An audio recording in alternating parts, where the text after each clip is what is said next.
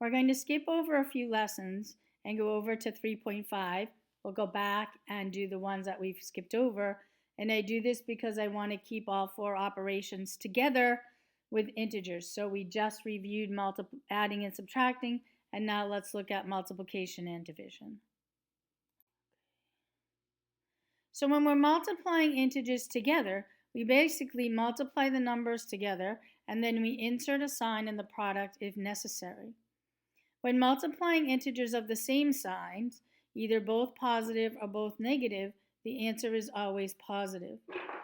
And when we multiply integers with different signs, one is negative, one is positive, the answer is always negative. And I've given you a nice little table that illustrates that. So let's look at a few examples. In example 1, I'm multiplying two positive numbers together, 5 times 7, and the answer is 35. In example 2, I'm multiplying two negative numbers together, and negative 9 times negative 6 is equal to positive 54. In example 3, I'm multiplying a negative times a positive number, and negative 12 times 8 is equal to negative 96.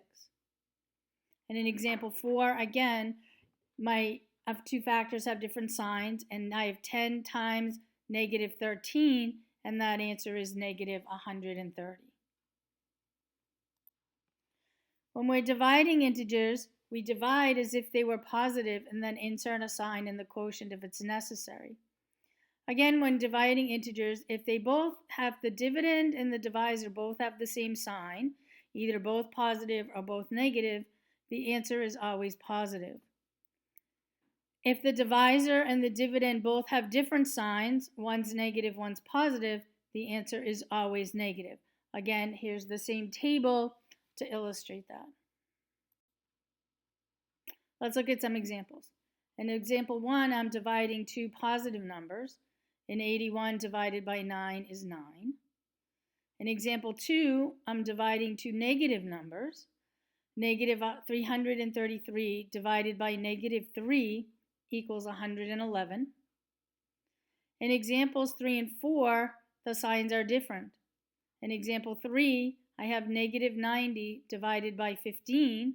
Since the signs are different, my answer is negative 6. In example 4, I have 64 divided by negative 16. Since both signs are different, my answer is going to be negative 4. And that's all there is to multiplying and dividing integers.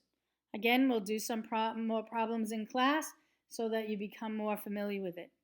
So that concludes for 3.5.